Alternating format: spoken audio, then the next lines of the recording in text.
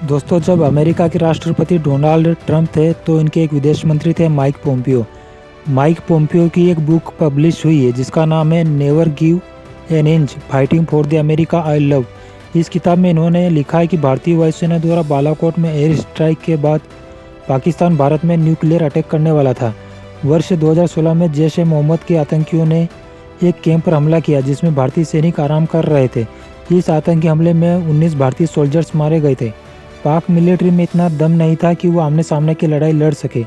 आमने सामने की 3 लड़ाइयाँ लड़ी, तीनों में मुंह की खानी पड़ी। इसलिए पाकिस्तान ने आराम कर रहे सैनिकों पर हमला किया था। इसका बदला लेने के लिए भारतीय सेना ने 29 सितंबर को पाकिस्तान के अंदर घुसकर सर्जिकल स्ट्राइक की थी।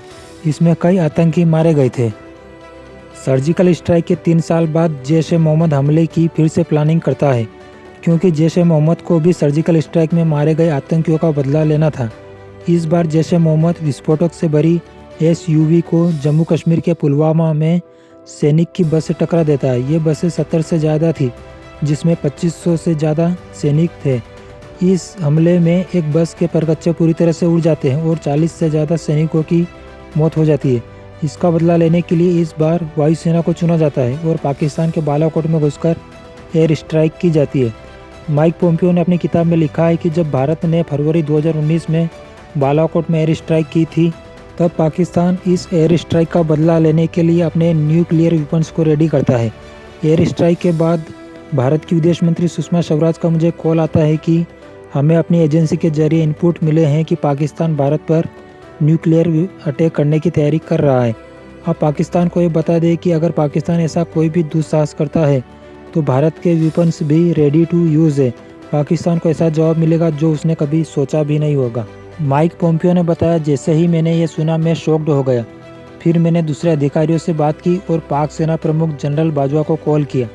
मैंने बाजवा से कहा कि अगर तुम भारत पर न्यूक्लियर हमला करते हो तो भारत भी तुम पर न्यूक्लियर हमला करने के लिए तैयार बैठा है। वह नो फर्स्ट यूज़ पॉलिसी पर चल रहा है और तुम्हारी गतिविधि पर नज़र रख रहा है। इतना सुनते ही बाजवा ने ऐसी किसी भी बात से इनकार किया और बोला, भारत को बोल दो हम ऐसा कुछ भी नहीं करने जा रहे हैं।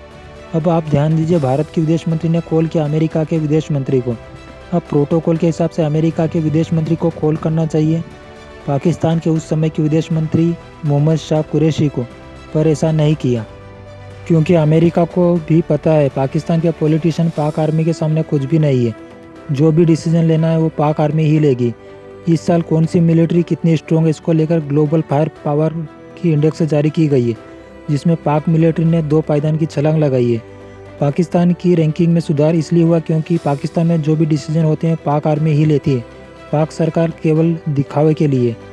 अब आपको क्या लगता है, पाकिस्तान भारत पर न्यूक्लियर अटैक कर देता? पाकिस्तान के एक सांसद ने अपनी संसद में बताया था कि जब अभिनंदन वर्धमान पाकिस्तान के कब्जे में थे, तब मैंने पाक आर्मी बाजवा और विदेश मंत्री मोहम्मद शाह कुरैशी ने एक मीटिंग की थी, जिसमें मोहम्मद कुरैशी के पैर कांप रहे थे, माथे पर पसीना था और बोल रहे थे कि अल्लाह के वास्ते अभिनंदन को छोड़ दो, नहीं तो 9 बजे भारत पाकिस्तान पर हमला कर देगा।